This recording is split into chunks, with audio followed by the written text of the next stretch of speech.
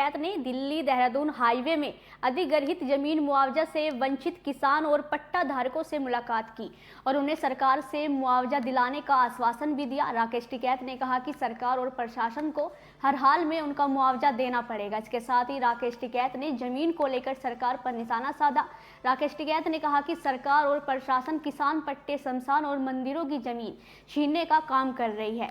जब उनसे वक्फ बोर्ड पर सवाल किया गया तो वह वक्फ बोर्ड की जमीन से ज्यादा प्रशासन ने किसानों के पट्टे कैंसिल कर दिए। उन्होंने लोगों से अपील की कि जिसकी प्रशासन जमीन छीन रहा है वो सब इकट्ठा होकर लड़ाई लड़े, तभी जाकर जीत मिलेगी। क्या कुछ कहा किसान नेता राकेश टिकैत ने, सुनी।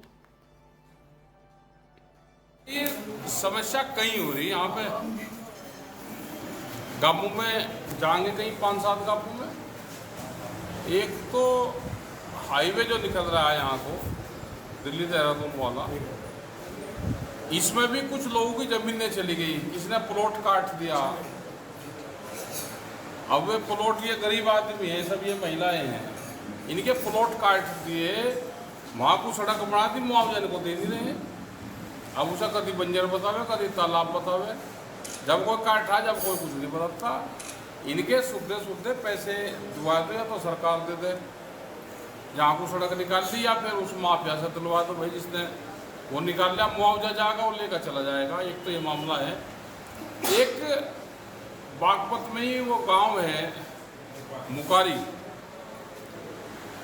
वहाँ पर 30-40 साल से पट्टे की जमीन है। अब पट्टों की जमीन कैंसिल करके उनकी फसल भी प्रशासन काट रहा। फसल तो जिसने कोई काटेगा वही किसान। गलत फहमी में प्रशासन रहना कि फसल को आप खुदर-बुदर कर दोगे, उसकी कीमत देनी पड़ेगी आगे प्रशासन को, डीएम को, या जो विभाग उसे उजाड़ेगा उसको। और क्या मामला है, पट्टा 40 साल बाद में कैसे कैंसिल हो गया होगा? पट्टा क्यों दिया था, क्यों कैंसिल हो रहे? क्या पूरे देश के पट्टे कैंसिल हो रहे? जिस तरह से जमीन छीनने का काम कर रहे हैं, ये लगता है कि देश में जिस पर पट्टे की जमीन है, कोई और जमीन है, या शमशान और मंदिरों की जमीन है, सब जमीनें छीनने का प्रशासन काम कर रहा। जनता को एक बार फिर खड़ा होना पड़ेगा।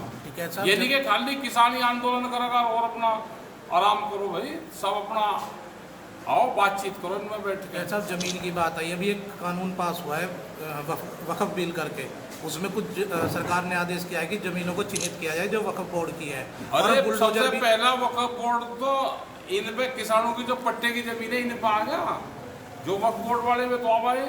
ये किसान तो पिछले कई साल से टप्पल में 2500 बीघे जमीन उत्तराखंड में, इसमें जितनी जमीन वक्फ बोर्ड की है उससे ज्यादा जमीन तो इन्होंने पट्टू की जमीन कैंसिल करके किसानों की जमीन छीन ली। तो जिन जिन की भाई जमीन छीन ली सब इकट्ठे हो जाओ, देखो इकट्ठा होना पड़ेगा, अकेला अकेला तो मारा जाएगा। आज ये किसान है, ये महिलाएं हैं, एक आ जाएगी। वक्फ बिल पे क्या कहेंगे, कैसा बात? मोहम्मद भाई, बागपत भाई समस्या कहीं हो रही है यहाँ पे